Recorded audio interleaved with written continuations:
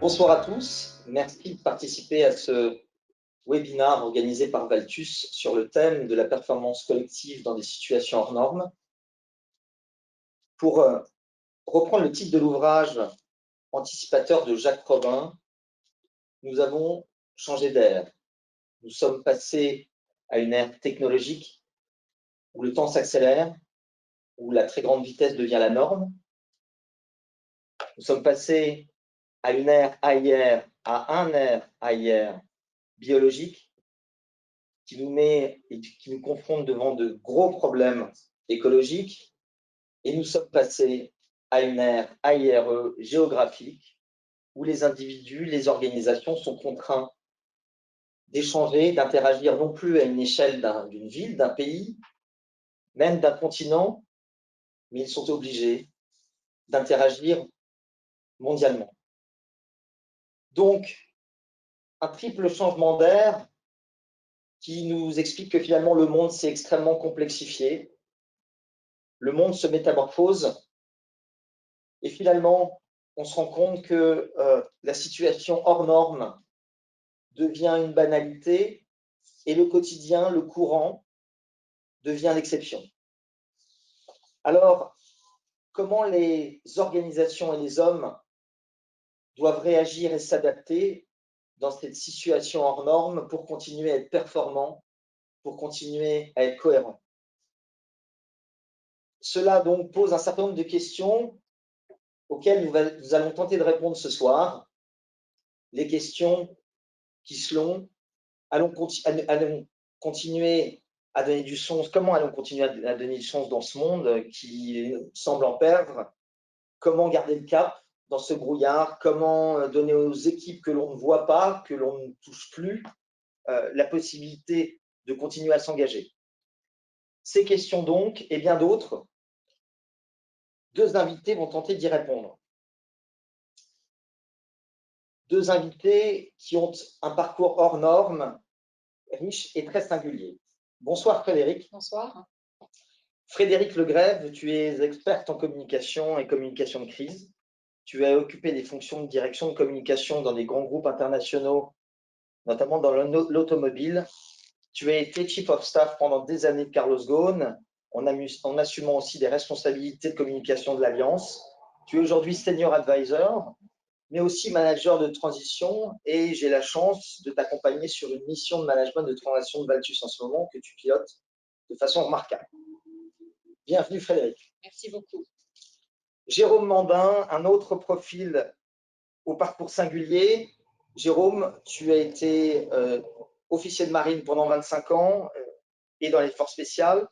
Tu as été pacha du commando Trépel, tu as été patron du centre de formation et d'instruction des forces spéciales de la marine. Tu es aujourd'hui dirigeant d'entreprise en créant il y a 13 ans Pegasus Leadership qui accompagne les équipes dirigeantes et les managers à mieux travailler ensemble dans des contextes compliqués.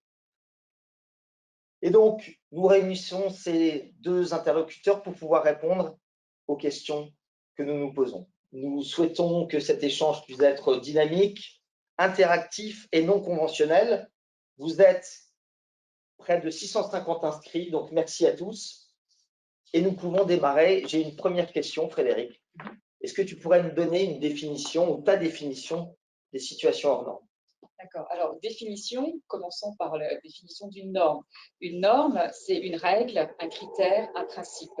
Et quelque chose qui est hors norme, c'est donc quelque chose qui est exceptionnel, qui est irrégulier, anormal, inhabituel, atypique. Mais je pense que ce qui est important, c'est de se dire que quand on parle de situations hors normes, il faut considérer des situations hors normes endogènes, c'est-à-dire qui naissent au sein de l'entreprise, au sein d'une organisation, de celles qui sont exogènes, c'est-à-dire en dehors de l'organisation.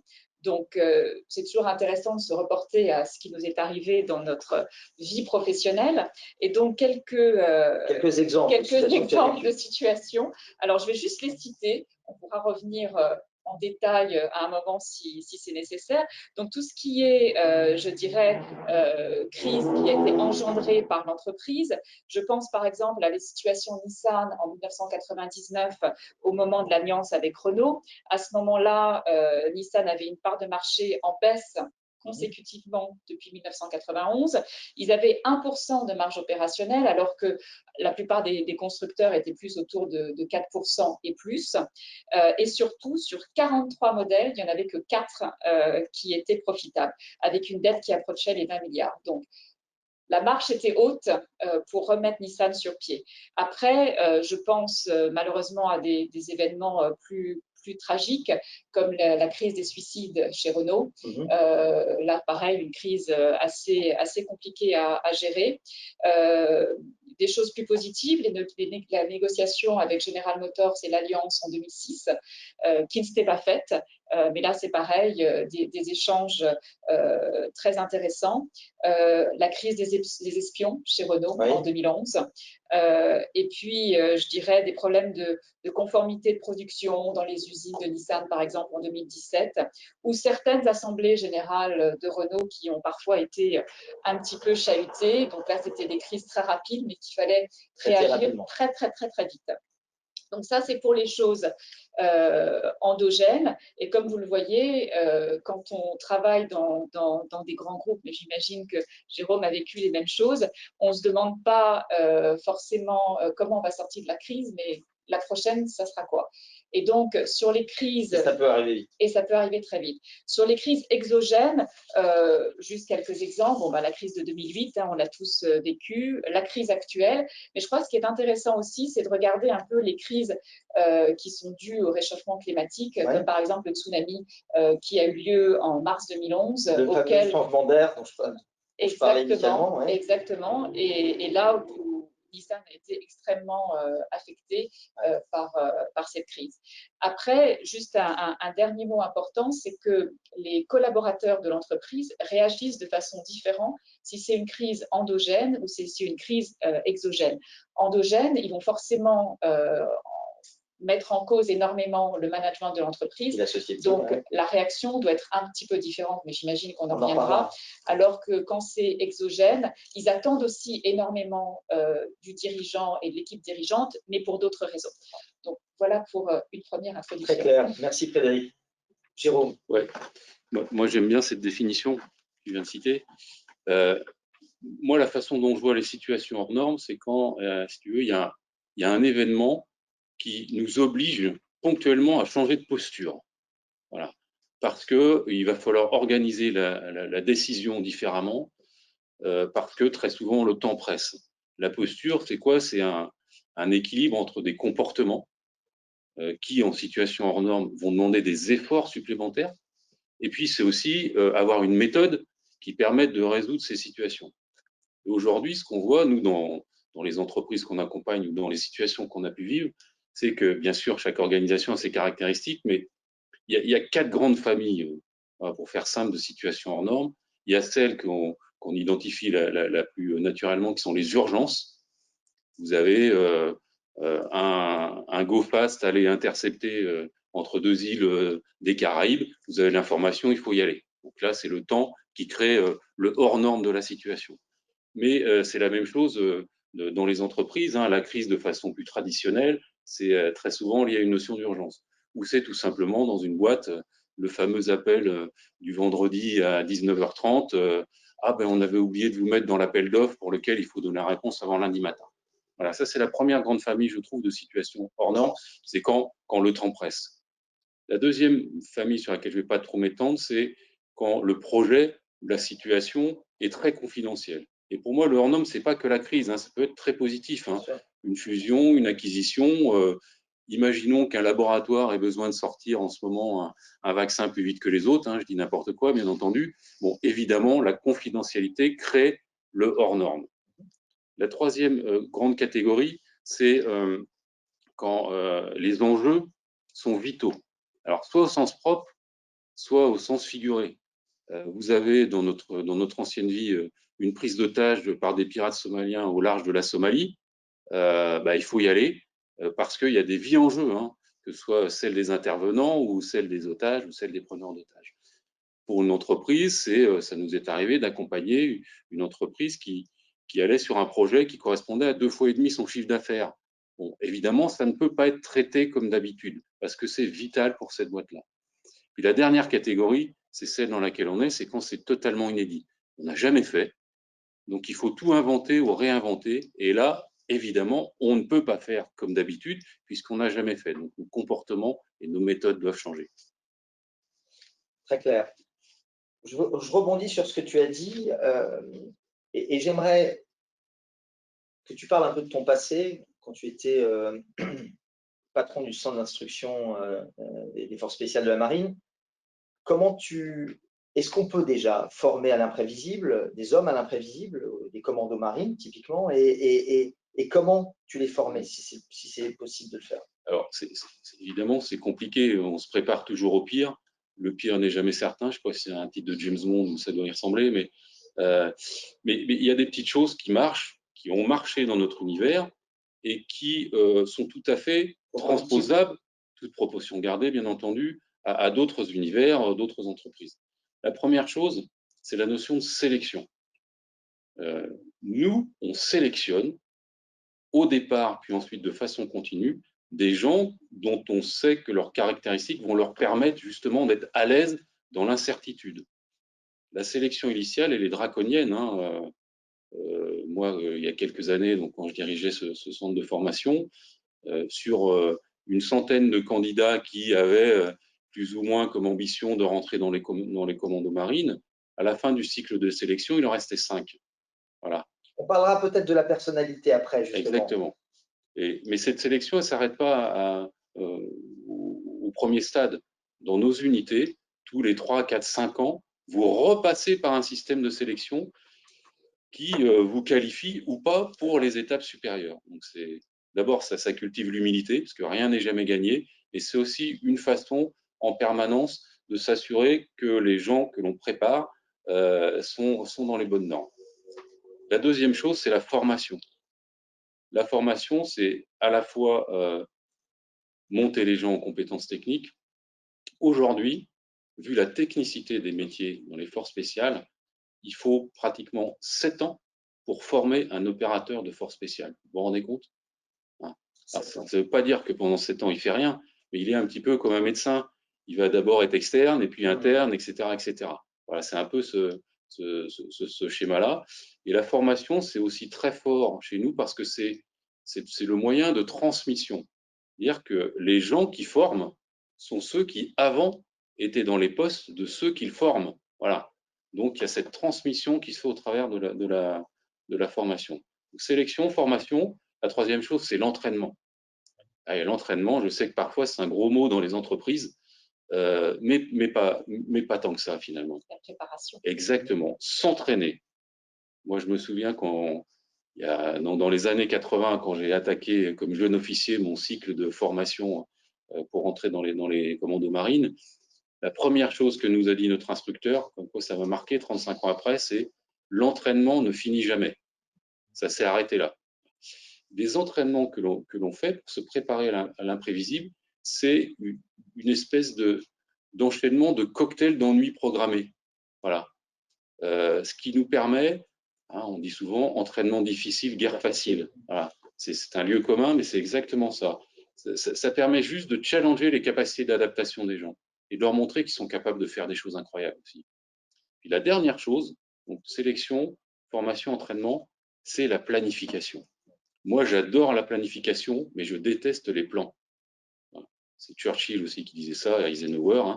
Le plus important, c'est de planifier. C'est pas de sortir des plans, c'est de planifier. C'est de se mettre dans cette configuration, de se dire, on n'a qu'une heure ou on a un mois.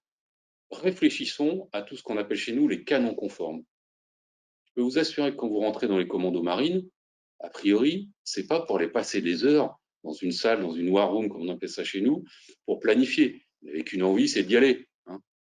Mais après la première opération, vous vous rendez compte de l'importance du temps que vous passez dans la salle à planifier, parce que quelque part, même si tout ce que vous avez imaginé, évidemment, ne va pas se prévoir, vous emmagasinez de la confiance. Et emmagasiner de la confiance, c'est ça qui aide à éviter de se reposer sur deux choses qui pour nous sont compliquées. C'est la notion de chance. Si on n'est pas prêt, ah oui, ok, on peut avoir de la chance, pourquoi pas. La chance, par définition, c'est pas reproductible. Ou alors, c'est faire appel à des Superman, et ça, pour moi, c'est que dans les films, les Superman. On parlera tout à l'heure des outils qui sont transposables. Tu parlais de War Room et tu nous donneras peut-être deux, trois clés là-dessus. Merci Jérôme. Allez, on va faire un peu de storytelling, Frédéric. Tu étais aux côtés de Carlos Ghosn pendant des années et des années. Tu nous as parlé de crise que tu as gérée avec lui. J'aimerais savoir comment lui, d'abord, et après son équipe, gérait le premier jour une crise qui arrivait. Explique-nous un peu, donne-nous quelques informations de derrière les coulisses. Déjà, il avait l'habitude de dire qu'il n'y avait pas un jour où on n'avait pas une crise. Voilà. Quand on manage 3 entreprises sur tous les continents du monde, il y a toujours quelque chose. Et de plus, même quand vous allez vous coucher, il y a toujours une partie du monde qui continue à travailler. Donc, même si vous ne dormez pas beaucoup d'heures, quand on se réveille, on ouvre son téléphone et on a forcément des choses qui se sont passées et des choses à gérer. Leur norme devient quotidien. Exactement. Mais bon, sur des situations hors normes, je dirais la première chose qu'il faisait, c'était vraiment de comprendre, d'ausculter, de diagnostiquer, de comprendre les raisons pour lesquelles il y avait cette crise. Parce que quelque chose qu'on ne comprend pas, on ne peut pas le gérer. Donc, il faut vraiment aller, ce qu'on appelle les root causes en anglais, aller vraiment au fond des choses, se rendre parfois sur place. Par exemple, on parlait de la crise du tsunami en mars 2011. Quand le tsunami s'est passé au Japon, il était chez Renault. Donc, bien sûr, à Paris. Bien sûr, il a tout de suite été prévenu, vidéoconférence, on a tout mis en place. Mais très vite, il est sur le terrain, dès qu'il a pu, dès que les aéroports ont pu rouvrir, il est allé tout de suite parce que c'est quand même important d'aller sur place. Après, ce qui est important, tu parlais de confiance, de transparence. C'est important aussi d'avoir cette confiance et cette transparence au sein de vos équipes. Parce que dans ces moments-là, qui sont des moments difficiles, il faut faire remonter des informations. Et les informations… Il faut oser dire aussi. Exactement. Donc, il faut que les équipes soient courageuses. Il faut que le patron mette en place un système parce que le courage entraîne la confiance. Bien sûr. Donc, c'est un cercle souvent vertueux. Vertueux, non pas vicieux, mais vraiment vertueux. Et il faut que vraiment que le leader puisse s'engager avec ses équipes vraiment pour avoir une information qui remonte, qui est fiable, qui est exhaustive, pour pouvoir faire le bon diagnostic. Et une fois qu'il a vraiment fait le bon diagnostic, Carlos Ghosn avait l'habitude d'avoir, je dirais, plusieurs sources. Il aimait bien avoir le maximum d'informations et le moment d'écoute était très important pour lui avant, bien sûr, de faire sa propre analyse, ensuite faire le plan d'action, bien sûr, avoir finalisé une vision, avoir des priorités claires, des objectifs mesurables. Et après, on reviendra, je pense, un peu plus tard dans le descriptif. Donc, c'est-à-dire que les premières heures, on est dans une écoute permanente, on recueille et on recoupe beaucoup d'informations pour essayer d'analyser et on se rassemble, on se réunit, une petite équipe ramassée, confiance, justement. Oui. Généralement, il y a ces sujets-là. Exactement. Et c'est vraiment l'écoute, la transparence, le courage qui sont vraiment importants dans ces moments-là. Bon, ben justement, là, ce sont des qualités typiquement que tu soulèves. Sur ces qualités que tout le monde requiert pour gérer des crises hors normes. Quelles sont les qualités tu parlais de qualités quand tu étais au sein de l'école de marine, les qualités requises pour piloter ces situations hors normes. Dans un monde idéal, et puis après tout, on a le droit de rêver, on essaye de choisir les gens que l'on embarque dans une situation hors norme ou les gens qui doivent y réagir. Mais même si le monde n'est pas idéal, il y a quand même quelques petits points particuliers qui permettent de se dire, tiens, avec cette équipe-là, on devrait pouvoir sortir quelque chose. Première chose, c'est d'abord évidemment s'appuyer sur les compétences. Les compétences, ce sont 3 domaines. On a besoin de gens qui ont des compétences techniques liées à la situation. On a besoin de gens qui ont les bons comportements. Celui dont on se dit, bon, peut-être que techniquement, c'est pas trop le sujet, mais par contre, lui, il va nous aider d'un point de vue moral, d'un point de vue... C'est le fameux capitaine de vestiaire dans les équipes de foot ou de rugby. Il n'est jamais sur le terrain, il joue jamais, mais on a besoin de lui dans le vestiaire. C'est un peu ça. Et puis, vous pouvez avoir aussi comme compétence des gens qui ont une compétence en matière de méthode, pour être les espèces de gardiens du temps ou les garants de la méthode, le fait qu'on ne va pas aller se perdre dans inventer une organisation qui n'est pas adaptée. Ça, c'est la première chose. Donc, les compétences. La deuxième chose, c'est l'état du moment de la personne. Moi, ça m'est arrivé pour ma première opération, à laquelle j'étais en responsabilité, patron de l'opération. J'avais eu la chance d'avoir un peu de temps pour la préparer. Donc, je choisis mes équipiers. Et après l'avoir choisi, mon numéro 2 vient me voir et me dit « Commandant, je préfère ne pas partir. » Je dis « Ah bon ?» Il dit « Oui, en ce moment, ça ne se passe pas très bien pour moi, à la maison, etc. Donc, je ne me sens pas dans le bon état d'esprit. » Psychologiquement, il était affaibli. Vous imaginez, pour quelqu'un qui a quand même donné des années de sa vie pour partir dans ce genre d'opération, c'est quand même quelque chose de courageux. Et je l'ai remercié d'ailleurs. C'est courageux encore. Mais voilà, c'est important de prendre ces considérations-là en compte. La troisième chose, c'est parfois, il faut faire des compromis. Se dire, bah, lui, on n'en a peut-être pas besoin. Il va peut-être même nous gêner, voire nous polluer. On appelle ça des pollueurs. Mais si je ne l'embarque pas, pour l'après-crise, pour l'après-situation, ça risque d'avoir trop de répercussions. Donc, je le prends et je vais être capable de le gérer. Et puis, la chose la plus importante, c'est de s'entourer de gens qui ont l'aptitude à vivre sous tension et à être dans ce que moi j'appelle une espèce de conflit constructif. Voilà. Je vous donne un exemple. Au début des années 80, la guerre des Malouines, les Anglais n'ont pas été au combat, la marine anglaise, depuis la crise de Suez en 1956. Avant de partir pour une opération qui a duré 100 jours dans le Grand Sud, ils débarquent un tiers des commandants de bateaux. Et ils rappellent un amiral à la retraite pour prendre la direction de l'opération. Qui serait capable de faire ça aujourd'hui? Pourquoi? Parce qu'ils avaient des commandants qui étaient des très bons gestionnaires de temps de paix. Là, on partait sur autre chose. Il fallait avoir des gens capables de vivre sous tension pendant 100 jours. Donc, ça veut dire, pour résumer, s'entourer de personnes qui vont être capables d'adopter un état d'esprit pendant toutes ces situations assez particulières, mais qui est exigeant. C'est pour ça que je disais ça peut être que ponctuel. Que nous, on résume autour de 3-4 caractéristiques et que l'on martèle, c'est mettre de côté son ego. On dit chez nous, les égos restent à la porte de la salle de situation de crise. Si vous n'êtes pas capable, c'est même pas la peine d'y rentrer. La deuxième chose, c'est le respect du contradicteur. Et je vous engage, si vous le faites pas régulièrement, à être dans cette posture de, à partir du moment où quelqu'un me contredit, je vais a priori penser qu'il a raison. Voilà. Ce qui permet d'enclencher quelque chose d'un peu différent. Puis la troisième chose, c'est un gros mot, c'est le mot discipline. On a le droit de dire les gros mots. Ouais, c'est le mot discipline. Mais discipline, c'est un mot de la langue française. C'est pas un mot du vocabulaire militaire. Donc, des gens qui vont être capables d'être disciplinés, c'est-à-dire d'accepter, d'appliquer les règles qui sont celles du fonctionnement de l'équipe. Et la discipline, c'est capital. C'est pas moi qui l'ai dit. Il y a des millénaires. Il y a un proverbe zen qui a dit que si tu veux trouver la liberté, recherche d'abord la discipline. Donc, pour nous, c'est un vrai credo, cette notion de discipline. Je ne peux que rebondir et que apprécier la discipline parce que c'est pas forcément une caractéristique française.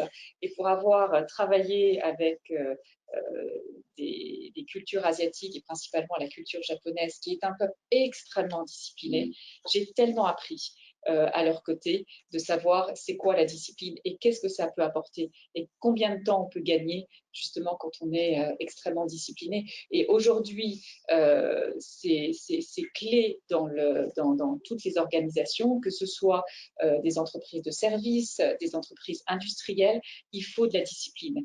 Et la discipline, elle doit venir d'en haut. C'est-à-dire que si un leader ne montre pas qu'il est discipliné, c'est très lié l'exemplarité. Ça peut pas je rebondis juste sur son discipline parce qu'elle est très souvent caricaturée. Ouais.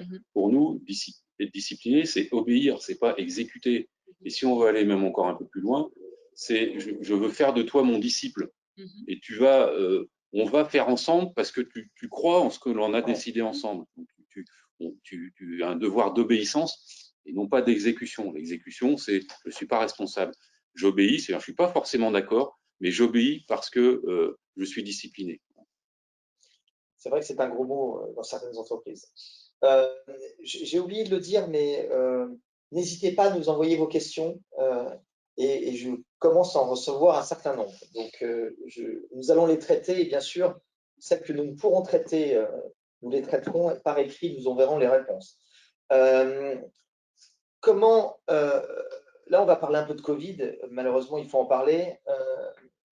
Une question toute simple. On parle de distanciation physique, tout est digital. Comment, selon toi et selon tes expériences, on arrive, quand on est manager, dirigeant, à engager l'ensemble de ses collaborateurs en distanciel? Déjà, il faut dire que, quelle que soit la distance, s'il y en a ou pas, l'engagement des collaborateurs, c'est vraiment un élément majeur dans une situation hors norme.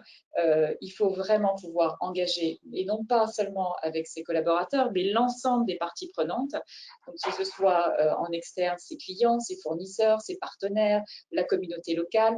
Mais effectivement, cet engagement est vraiment nécessaire.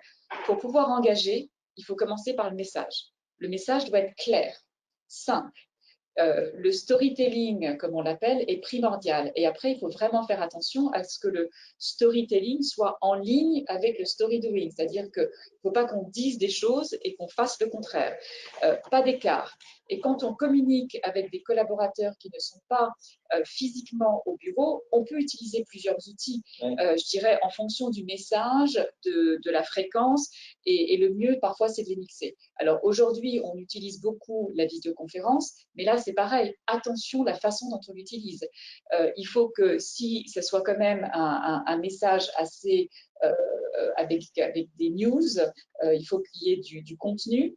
Il faut que si le dirigeant souhaite, dans un premier temps, s'exprimer sous la forme d'un discours, que ce soit pareil court, que ce soit 8-10 minutes maximum, et surtout qu'il pense toujours, dans les situations qu'on vit aujourd'hui, à remercier les équipes, à avoir vraiment ce people caring vraiment très très important, et surtout pouvoir engager, comme j'espère on va pouvoir le voir ce soir, dans une partie questions-réponses. Parce que si c'est seulement du top-down, ça ne peut pas marcher. Donc, une visioconférence, oui, mais avec un Q&A à la fin.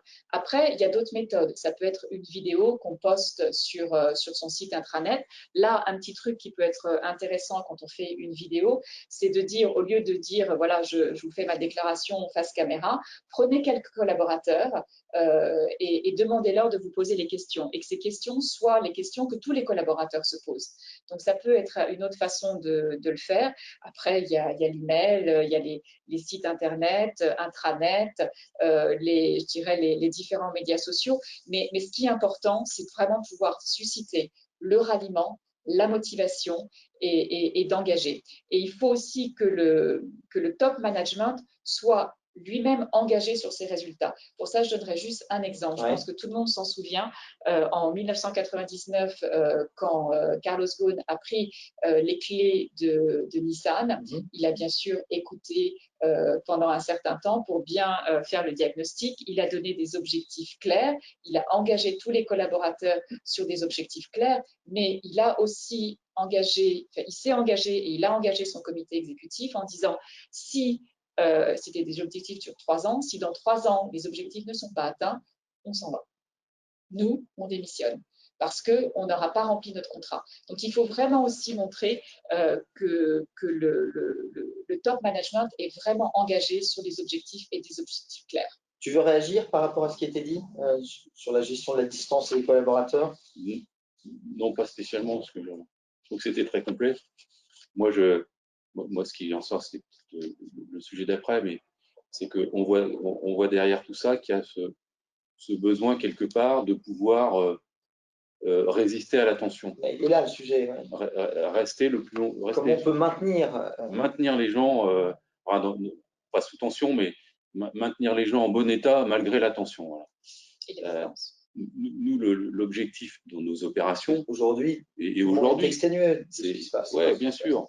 Et c'est se dire comment est-ce qu'on peut maintenir le plus haut niveau d'exigence et de lucidité possible le plus longtemps possible. Ouais. Parce que quand on est dans une crise comme aujourd'hui, ou quand on part, nous, pour une opération, enfin, quand on partait pour une opération, on ne sait pas combien de temps ça va durer. On n'a même pas le droit de dire où on va. On sait juste que ça va être difficile, que ça va être désagréable et qu'il y aura des pics et des creux à gérer. Voilà. C'est pas en permanence à 100% évidemment. Mais qu'au moment où il va falloir être présent, il va falloir être au maximum de nos capacités, donc il ne faut pas les entamer. Alors pour ça, ça passe par différentes choses. Je crois qu'il faut d'abord bien connaître les fragilités des uns et des autres. Je parle de fragilité, je ne parle pas de faiblesse. Hein. Nous, on est persuadés qu'on se construit à partir de ces fragilités. Donc c'est important de bien les connaître, y compris les siennes. Alors, il y a tout un tas d'outils pour ça. Et puis, il y a aussi le fait d'avoir des expériences ensemble. Voilà. Je pourrais te donner plus de détails plus tard s'il faut. Ensuite, il y a des techniques qui permettent individuellement de à la fois relativiser la pression et puis de réguler son activité. On appelle ça aujourd'hui les techniques d'optimisation du potentiel, les TOP. C'est des techniques que l'on a utilisées, nous, dans une première vie et qui, depuis, ont été transposées pour qu'on puisse les pratiquer au bureau, dans les transports, assis, debout, sur une chaise, 1 minute à 10 minutes par jour, peu importe. Et concrètement? Concrètement, c'est quoi? C'est de se dire, quand on est dans ce genre de période, il y a 3 sujets qu'il va falloir gérer. C'est le stress, c'est la fatigue et c'est la motivation. Voilà. Il faut être capable de gérer ces sujets-là, à la fois avant de se lancer dans le projet, quand on y est, mais aussi quand on en sort. Et puis aujourd'hui, c'est en permanence, on y est, on en sort, on y retourne, etc. Donc il y a tout un tas de petites techniques de préparation mentale de la réussite, des techniques à base de respiration contrôlée, de dynamisation, d'imagerie mentale, bref, tout un tas de choses qui s'apprennent et que l'on peut, encore une fois, il suffit de 5 minutes par jour, au bureau, de chez vous, dans les transports, qui vont vous aider à relativiser la pression et à réguler votre activité pendant toute la durée et donc de tenir, je dirais, le plus longtemps possible. Voilà. Un autre point un dernier point qui est important, je pense, pour maintenir les gens au maximum le plus longtemps possible, c'est la notion de subsidiarité. C'est-à-dire que, on sait, personne n'est irremplaçable, mais identifiez dans vos équipes quelles sont les personnes clés. Et ces personnes clés, il faut qu'elles aient un suppléant. Nous, on avait l'habitude de dire dans nos opérations que les moyens ou les personnes clés pour la réussite d'une opération partaient du principe que 1 égale 0. 1 égale 0. Si pour votre opération, c'est l'hélicoptère qui vient vous récupérer, qui est capital, battez-vous pour en avoir un deuxième. Vous n'aurez sûrement pas besoin, mais battez-vous pour en avoir un deuxième. Partez du principe que 1 égale 0, et c'est vrai aussi pour les personnes clés. Très clair. On va parler un peu de communication qui est essentielle dans une gestion de crise ou en situation hors norme. Donc, ma question est la suivante. Dans ton expérience, comment communiquer? Il faut communiquer. Communiquer est clé. Je pense que communiquer, c'est certainement l'une des réponses à la réponse justement de la crise. Comment communiquer? Quand? À qui? Pourquoi? Par quelle fréquence? Quel outil utiliser? Voilà. Donne-nous des tips et donne des tips à nos interlocuteurs ou à ceux qui font partie de ce webinaire aujourd'hui qui leur permettent de gérer une crise sur le plan de la communication. Parce que, comme on le disait tout à l'heure, et tu le disais aussi, Jérôme, ce qui est important, c'est de savoir où on va. Et donc, communiquer, il faut préparer. Je veux dire que moi, je vois parfois tellement de leaders qui ne passent pas de temps à préparer leur communication parce que c'est un détail. Donc, ils arrivent devant un panel, que ce soit de journalistes ou de collaborateurs, sans aucune préparation. Ça arrive encore. Ça arrive encore. Un bon manager doit vraiment passer du temps à préparer sa communication. Chaque mot compte. Et avant même, parce que alors ça c'est pareil, c'est une des choses qui m'horripile au plus haut point, c'est que on vous demande de savoir comment vous allez communiquer avant de savoir qu'est-ce qu'on va communiquer. Parce que parfois, la non-communication est aussi une méthode de communication. Bien sûr. Donc, la première chose à travailler, c'est le pourquoi, le message. Donc, le fond l'emporte sur la forme. Là. Le fond doit l'emporter sur la forme. Et après, une fois qu'on travaille sur le fond, chaque mot compte. Moi, je passe, là, tu disais que je travaillais en ce moment pour un de vos clients, je passe beaucoup de temps justement avec eux à travailler sur les mots. Et quand on prépare un message, alors tu disais quelques tips où j'ai beaucoup appris justement avec mon ancien patron. Des phrases courtes. Pas d'emploi de la négation, c'est-à-dire que quand on écrit, quand je lis un discours, si je vois un ne pas, j'élimine et je remplace par un verbe positif. D'autres choses, pas de superlatif, ça ne sert à rien. Quand je vois un communiqué de presse qui commence par meilleur résultat par rapport à quoi? Et ensuite, autre chose qui est très important, chaque chose énoncée, ça je suis sûre que ça va te plaire Jérôme, a un fait et un chiffre. C'est-à-dire qu'on n'annonce pas des choses si on n'est pas capable de les démontrer. Donc, le message, le message, le message. Ensuite, qui parle? Tout le monde ne parle pas de tout dans l'entreprise. Il faut faire une liste très simple de chaque personne dans l'équipe de direction. Porte-parole de quoi? Directeur financier, il parle des chiffres. S'il se fait interroger sur les ressources humaines, il passe sa parole au directeur des ressources humaines. Le seul qui peut à la limite parler de tout, c'est le chef. Là, il peut. Quand? Rapidité, c'est clé. Par contre, il ne faut pas confondre rapidité et précipitation. Rapidité, pour moi, c'est transparence. Il faut savoir dire les choses. Et nos collaborateurs, surtout dans les temps où on est aujourd'hui, ils attendent cette transparence. Ils veulent savoir. Ça ne sert à rien de raconter et de cacher les choses. Il faut avoir, une fois de plus, le courage de dire les choses. Les outils, franchement, je ne viendrai pas dessus. Un bon DIRCOM, il connaît les outils. Et pour moi, c'est pas… Oui, mais il n'y a pas des directeurs de communication dans toutes les entreprises. Et oui, donc, mais qu'est-ce que tu dirais à un dirigeant de TI qui n'a pas de communication et qui se dit, dois-je communiquer sur Twitter? Dois-je communiquer? Comment? Voilà, typiquement. Eh bien, là où il se sent le plus à l'aise, à la limite. Parce que là où il va, lui, se sentir le meilleur. Si c'est un patron de TI qui n'a pas de DIRCOM, qui ne fasse pas des choses extravagantes où il ne va pas se sentir à l'aise. Donc, il commence là où il se sent à l'aise. Et bien souvent, un patron de TI, il est sur LinkedIn, il a son propre compte Twitter, ou alors il est sur Facebook, même pour des raisons perso. Et donc, il va se sentir à l'aise. Donc, qu'il utilise les outils où il se sentira à l'aise. Ok. Très clair. J'ai une petite question, et donc il faut faire partager cette question intéressante. Est-ce que dans une entreprise, c'est peut-être une question à vous deux, est-ce qu'on peut s'entraîner à gérer des situations hors normes? Et comment? Oui, bien sûr. Il y a plein de façons. Faut-il s'entraîner? D'abord, faut-il s'entraîner? Oui, moi, je ne vais pas dire non. C'est incontournable de s'entraîner. Il y a tout un tas de façons de le faire. Hein. Il y a le faire de façon virtuelle, autour d'une table, se projeter sur une situation, se décentrer. C'est ce que l'on fait souvent. On décentre les gens pour que… Le fameux pas de côté. Exactement, pour qu'ils ne se sentent pas en danger d'un point de vue compétence.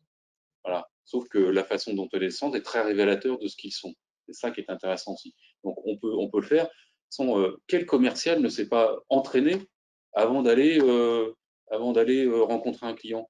Quel patron qui doit faire alors si j'ai bien compris qu'il y en a qui ne le faisaient pas, mais qui doit aller faire une intervention devant son assemblée générale, ne va pas faire une répétition. Mais c'est ça un entraînement. Donc on peut, sans pour autant mobiliser des semaines, des mois, des jours, avoir des choses simples qui permettent de se monter en compétences. Et puis aujourd'hui, quand on est dans une entreprise, on regarde des scénarios. Parce qu'on anticipe. S'entraîner, pour moi, c'est aussi anticiper. Oui, bien sûr. Et c'est de se dire, OK, là, tout va bien, mais on sait toujours que l'économie, où il y a des cycles, dans l'automobile par exemple, il y a des cycles, et on sait qu'à un moment, on va être dans un cycle un peu plus bas, donc on se fait plusieurs scénarios.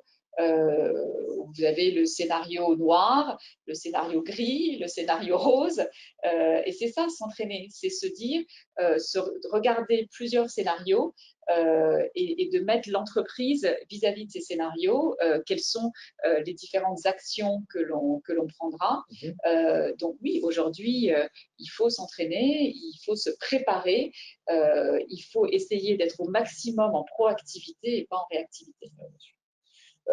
Y a-t-il des principes de base, Jérôme, qu'une organisation doit avoir ou doit respecter pour piloter des situations hors normes? Oui, alors, des principes, il y en a plein, mais pour faire quelque chose d'un peu général, nous, il y a toujours ces deux sujets, c'est comportement et méthode. Les comportements, simplement, ce sont les règles. Les règles, vous les affichez. Voilà. Vous êtes embarqué dans l'équipe qui doit résoudre cette situation. Voilà les règles. Et les règles, vous avez l'obligation de les appliquer et chacun dans l'équipe a le droit de vous dire tu es en train de sortir de la règle. Voilà. Donc ça, si on fait pas ça, on peut avoir derrière les meilleures méthodes du monde possible. Si les gens n'ont pas les bons comportements, ça ne marchera pas. Et l'inverse est vrai aussi. Vous n'avez que des gens enthousiastes qui ont envie, qui ont un super comportement, mais qui n'ont aucune méthode, c'est le deuxième pilier. Là, il y a un moment donné, ça va tourner en rond. Donc la méthode, c'est quoi? Nous, on croit beaucoup à la notion de sanctuaire. C'est se dire, on ne peut pas traiter une situation hors norme dans la salle de réunion comme on le fait d'habitude. Donc, organisons un espace, même un espace virtuel. On a aujourd'hui des gens qui font des... Voilà, il y a un Zoom War Room. Et quand on est dans ce Zoom War Room, on sait déjà, on se met en condition. On dit, ah oui, on n'est pas là dans le Zoom War Room pour demander aux gens comment ça va et est-ce qu'il fait beau chez toi. On est là parce qu'il y a une situation à résoudre ensemble. C'est quoi une War Room? Explique-nous ce qu'est une War Room.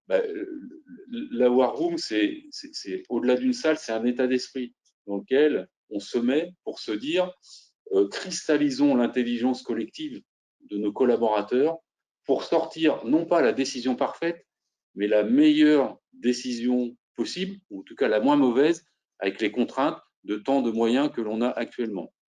Il n'y a rien de pire pour nous dans une situation hors norme ou une crise que de ne pas avancer et donc de ne pas décider. Et on ne demande pas aux gens, aux décideurs, d'avoir la solution parfaite. Moi, je préfère, je ne sais pas ce qu'a annoncé M. Castex en même temps que nous pendant qu'on parlait, mais je préfère avoir des gens qui décident, même si ce n'est pas parfait, plutôt que d'être dans l'indécision. C'est ce qui tue et c'est ce qui mine les entreprises dans les situations hors normes, c'est l'indécision. Prenons des décisions. Et il y a des méthodes pour ça. Nous, c'est celle que l'on préconise. C'est ça la méthode War Room, qui passe par un certain nombre d'étapes. Je ne vais pas les détailler ici, mais qui sont des bouées de sauvetage finalement. Une méthode, c'est une bouée de sauvetage quand on ne sait plus ce qu'il faut faire. Peut-être les principes de la War Room. Parle-nous des 2-3 points clés ou règles qu'on doit s'approprier quand on travaille au War Room. Au-delà des règles de comportement, ça je les ai déjà évoquées, il y a cette obligation de passer par une espèce de cycle qui amène à la prise de décision. Et ce cycle, il est en quelques temps simples. Le premier, c'est l'obligation de comprendre. C'est ce que tu disais tout à l'heure. Mais ok, on reçoit une mission, on reçoit un sujet à traiter, mais à quoi ça sert? Pourquoi est-ce qu'on nous demande ça? Pourquoi on va faire tous ces efforts? Donc c'est apporter le sens qui va donner à un moment donné l'énergie aux gens, même si c'est difficile, d'aller au-delà du terme de la mission. Qu'est-ce qu'il y a sur la porte de War Room? C'était ça ma question. Alors, ça, c'est un point important, mais qui vient sur la partie comportementale. Quand vous rentrez dans une War Room chez nous, il y a deux mots-clés, c'est en anglais, je suis désolé, mais c'est nameless, rankless. Pas de nom, pas de grade. Quand on est face à une situation hors norme, c'est pas les galons qui prévalent, ni pour imaginer et comprendre. Imagination, c'est l'autre étape de la War Room. L'emporte sur le grade. Exactement. Ça ne veut pas dire que ce n'est pas le plus gradé à un moment donné qui va prendre la décision. Bien au contraire, ça lui incombe. En revanche, au moment du brainstorming, et puis derrière, quand l'action est finie, au moment du retour d'expérience, les galons, ils sont descratchés et vous les laissez là aussi à la porte de la salle. Voilà. Et par contre, ce qui est très important aussi, c'est le choix des gens qu'on va mettre dans la salle. Tu le disais tout au début, c'est important quand on a un problème de choisir l'équipe que l'on va mettre ensemble pour résoudre ce problème. Alors justement, on en vient et on va parler de comportement et d'attitude. Une question qui nous vient des auditeurs, la première, c'est est-ce qu'on ne reconnaît pas un bon manager, en situation hors norme, en situation de crise? Donc la question directe, c'est est-ce inné ou acquis? Moi, je peux répondre rapidement. Oui et non. Oui et non. Oui et non sur est-ce que. D'accord. Pour moi, il y a besoin de managers de temps de paix et il y a besoin de managers de temps de guerre, hein, pour rester dans mon vocabulaire. J'ai quasiment jamais rencontré, et je me mets évidemment dans le tas, de gens qui soient hyper performants dans les deux étapes. Donc c'est pas normal. Regardez Churchill. Churchill, il a été porté au pinacle que dans les temps de crise. Ouais. Et puis dès qu'on est passé dans les temps de paix, on l'a remercié. Ouais. Ben voilà, mais c'est comme ça, il faut l'accepter. Inné ou acquis, bien sûr, il y a des affinités et des choses comme ça, mais moi je crois que l'apprentissage et l'entraînement va amener tout le monde juste à un super niveau ou au minimum. Et moi, c'est ce que je faisais quand on me confiait des officiers, on m'en confiait 3 ou 4, 5 pendant un an en disant tiens, dis-nous lequel peut être les futurs patrons des opérations complexes. C'est de les amener à prendre conscience d'eux-mêmes de est-ce que je me sens capable, voilà. Et de leur faire un parcours où ils vont à un moment donné se dire ah ouais, bon ok, là j'ai atteint les limites de ce que je me sens capable de faire, et vu les enjeux qu'il y a derrière, il vaut mieux que j'aille sur une autre voie. Et puis, est-ce que j'ai envie? Oui. Parce qu'il y a des gens qui n'ont pas envie de se retrouver, comme tu disais, il y a des gens qui font ce que j'appelle des bons managers, c'est-à-dire des gens qui font bien leur boulot quand tout va bien. Et il y a les super managers qui vont être les meilleurs en temps de crise. Mais effectivement, comme Churchill, ils ne seront pas forcément les meilleurs pour manager, je dirais, l'ordinaire. Mais il faut des deux. Il faut des gens qui soient capables de manager l'ordinaire et il faut des gens qui soient capables de manager le hors norme. Et c'est ça qui fait une société ou une entreprise qui peut être extrêmement performante si elle sait avoir les deux et elle sait placer les deux au bon endroit. Une autre question intéressante. Comment gérer les gens qui ont peur? Et là, on parle du Covid. Je pense qu'il y a des... Pas que du Covid, d'ailleurs. On est aujourd'hui dans une situation où il y a des anxiétés, des inquiétudes, peut-être pas des peurs, mais comment gérer ça? Moi, je pense qu'une fois de plus, ce qui est important, c'est de rassurer et d'engager les gens. Donc, avec des messages clairs. Voilà, comment on rassure? Et ben, avec des choses claires, des objectifs. Moi, je vois parfois des entreprises qui donnent des objectifs. Je dis, mais comment les collaborateurs comprennent quoi que ce soit aux objectifs? Objectif, c'est petit 1, petit 2, petit 3. Avec, comme je disais tout à l'heure, un chiffre, un KPI, des choses claires, mesurables. Ouais. De toute façon, on ne peut pas manager ce qu'on ne mesure pas. Smart. Ouais. Voilà. Au moins un peu stretch, mais atteignable. Donc, il faut rassurer les gens. Et les gens qui ont peur, il faut les rassurer. Après, c'est aussi le rôle, je dirais, de chaque manager de garder, surtout dans les moments difficiles qu'on traverse aujourd'hui, de garder le lien aussi avec leurs collaborateurs. Le people caring, bon, bien sûr, sans aller dans des choses personnelles, Ouais. mais juste de garder le lien avec des collaborateurs. Dans les moments qu'on traverse, c'est important de donner des objectifs clairs, atteignables, comme tu le disais, et de faire la boucle tout le temps. C'est-à-dire appeler plus régulièrement, communiquer plus régulièrement. Et puis aussi célébrer les succès.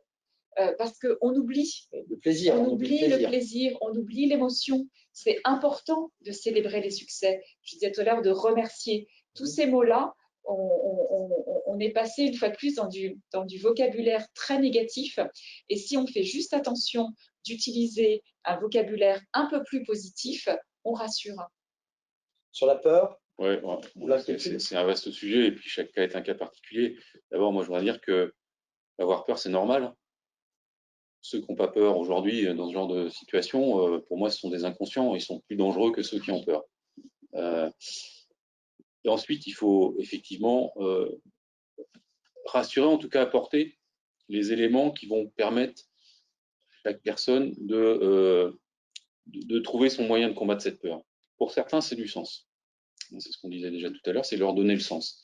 Et leur donner le sens, c'est pas leur dire, tiens, voilà, enfin, c'est pas que leur dire, voilà les objectifs, voilà le pourquoi, et c'est pas leur demander, est-ce que tu as compris, mais c'est leur poser la question différemment, c'est leur dire, qu'est-ce que tu as compris? C'est pas est-ce que tu as compris, mais qu'est-ce que tu as compris, toi, avec tes mots. Parce que moi, aujourd'hui, la majorité de mes collaborateurs qui sont en télétravail ou en chômage partiel, ils n'ont pas évidemment toutes les informations que j'ai. Donc, quand je leur donne un objectif, j'ai besoin de savoir qu'est-ce qu'ils ont compris, puisqu'ils n'ont pas tous les mêmes éléments d'appréciation. Après, il y a les fameuses techniques que l'on peut proposer aux gens pour améliorer justement sa fameuse gestion du stress, relativiser la pression, se sentir plus à l'aise face à l'incertitude. Encore une fois, c'est pas, ça ne demande pas de se mettre en jogging avec un tapis de sol. Hein. Des choses très très simples que vous pouvez pratiquer tous les jours au bureau. Si vous avez le temps, on fera une petite séance. Non, je ne vais pas le faire. Je ne suis pas formateur. Mais voilà. Et puis, il faut être prudent avec ces sujets. Il faut être prudent avec ces sujets. Il ne faut pas confier ça à n'importe qui. C'est quand même, ça va quand même toucher assez loin. Voilà. Donc, il y a plein d'autres petites choses qui permettent. Voilà. Puis bon, tant pis. Moi, je le dis parce que je le pense, mais ce qui rassure, c'est d'avoir un chef. Hein. Alors, je sais bien qu'on aime bien les entreprises libérées, mais même dans les entreprises libérées, il y a un chef. Hein. C'est pas le même, c'est tout. Donc, il y a du leadership distribué. Moi, ça me gêne pas.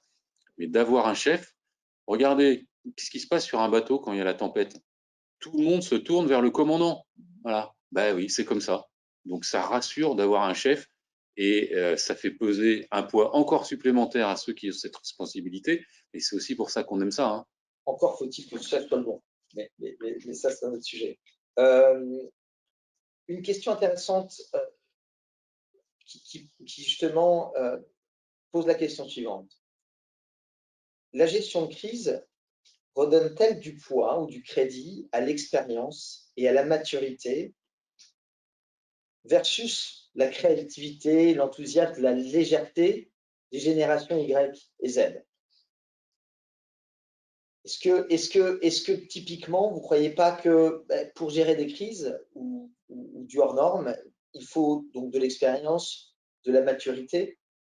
Est-ce qu'on peut confier ça à des jeunes générations? C'est un peu la question. Et ça ne permet-il pas de redorer le blason des seniors, c'est-à-dire 45 ans et plus, dans les entreprises? Pour moi, juste rapidement, je te laisserai réagir. Mais moi, ce discours me va en management de transition. Oui, bien sûr. On aime à travailler avec des seniors.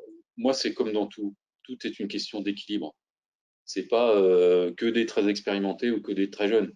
Et encore une fois, chaque organisation est particulière. Mais je trouve qu'il y a tout l'intérêt à amalgamer des gens qui ont de la bouteille et qui qui ont déjà vécu des choses, et puis d'autres, hein, ces espèces. On a besoin, encore une fois, quand je parlais de conflit constructif, on a besoin d'impertinence dans ces situations-là. Et si on n'est que sur des schémas stéréotypés, là, on se trompe. Hein. Un des premiers retours d'expérience qu'on a à cette crise, c'est cette obligation qu'ont les organisations, les entreprises aujourd'hui, à se déconstruire, à se reconstruire en permanence.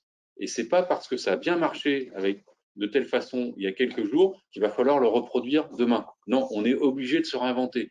Et là, il faut être clair, probablement que ce que tu appelais les générations Y ou d'autres ont plus cette capacité à être impertinents que ceux qui, les seniors comme moi, eh bien, sont déjà dans leur certitude, parfois trop marqués, et si on les laisse faire, ils ne seront pas assez bousculés. Non, moi, je suis entièrement d'accord, le mélange est très intéressant de pouvoir avoir le bon mix et surtout ce que l'on voit de plus en plus aujourd'hui dans les situations un peu hors normes, qu'on ne faisait peut-être pas il y a 10 ans ou 15 ans, c'est d'essayer. Il y a 10 ans, 15 ans, il fallait la solution parfaite et donc on ne faisait rien tant qu'on n'avait pas la solution parfaite. Et aujourd'hui, on se rend compte que c'est quand même pas mal aussi d'essayer. Et si le fameux test and learn. Exactement. Et si c'est un échec, c'est pas grave. Comme tu dis, on apprend de ces échecs l'apprentissage est vraiment quelque chose de très important et de primordial dans l'entreprise aujourd'hui. Et on continue. On va citer un autre constructeur automobile, Tesla. Tesla, c'est exactement ça qu'ils ont fait.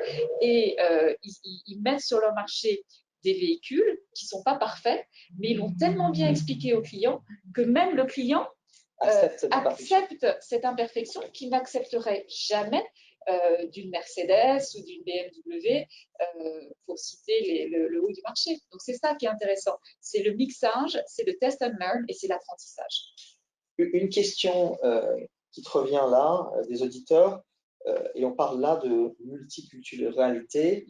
Comment peut-on gérer une crise, une situation hors norme, avec des Français, des Japonais, des Américains, et réagissent-ils différemment et comment réussir à piloter cela avec eux? Alors là, c'est certain que travailler dans un contexte multiculturel, c'est pas simple, mais c'est très riche. Et parfois, ça va prendre plus de temps pour arriver à cette fameuse solution, même si elle est hybride, mais la solution, elle sera vraiment solide parce que vous aurez engagé beaucoup d'équipes. Alors, posons la question différemment. Je pense que c'était le sens de la question de l'éditeur. Comment un Japonais gère une crise à la différence d'un Français, ou gère une situation? Alors, si vous m'emmenez sur le sujet des Français et des Japonais, ils sont forcément très différents. En une minute. En une minute, 2 minutes. Allez, 2 minutes. Prenons le processus de décision, qui est quelque chose que tout le monde connaît. Le Japonais, il va prendre beaucoup de temps sur ce qu'on appelle le nemawashi, c'est-à-dire de vraiment regarder toutes les options, tous les scénarios, d'aller voir tous les gens qui sont impliqués dans la décision pour être sûr que tout le monde est on board, que tout le monde a bien compris. Et quand on arrive dans une réunion physique pour prendre une décision, tous les gens qui sont dans la réunion ont le même degré d'information et vont pouvoir prendre la décision ensemble. Bien sûr, il y a un chef, toujours quand même, qui s'exprime en dernier et qui prend la décision. Une fois que la décision est prise, la culture japonaise, c'est ce que j'appelle une machine de guerre, c'est-à-dire dans l'exécution, la discipline dans l'exécution, elle est énorme. Et on l'a vu dans beaucoup de choses. Je veux dire, après la guerre, les Japonais ont été, ils n'avaient plus rien. Et en quelques années, ils ont réussi à reconstruire une économie parce que le japonais va, alors sans faire de stéréotypes bien sûr, mais il va apprendre des autres et il va prendre ce que les autres font très bien et essayer de faire mieux. Un Français va plutôt préférer de partir d'une feuille blanche parce que c'est ce qu'on nous a appris à l'école. On est des gens très intelligents, donc on part d'une feuille blanche. Donc voilà un petit peu le process de décision à la japonaise. Le français est un peu plus dans la rapidité. On va vite pour arriver dans la salle et décider. Donc, on décide. Alors, bien sûr, après des présentations généralement très high level, mais on décide. Le problème, c'est qu'à peine sorti de la réunion, comme on est des gens très, très intelligents… On ne suit plus les décisions qui sont pas des prises. Non, mais on a d'autres idées. On se dit, mais en fait, ça, on pourrait le faire différemment et encore mieux. Et donc, au lieu d'exécuter, eh bien, on va repasser du temps à se reposer des questions et à rephosphorer et de pas, on est des thinkers, on est des penseurs et on va pas aller dans l'action alors que le japonais va prendre plus de temps pour décider, mais une fois qu'il a décidé, il va dans l'action. Il nous reste quelques minutes. Est-ce que vous pourriez me donner votre avis sur les dirigeants aujourd'hui et la façon dont les dirigeants comme les collaborateurs, on peut leur apprendre à gérer leur inconfort? Quels sont comment on gère l'inconfort et quels sont les tips que tu pourrais donner, Jérôme, pour une gestion d'inconfort? Moi, je m'en ai déjà un peu parlé avec les techniques d'optimisation du potentiel. Après, il y a moi, ce que je ressors aujourd'hui de cette crise, c'est que ceux qui s'en sortent le mieux, c'est ceux qui sont, comme on dit au rugby, solides sur les fondamentaux.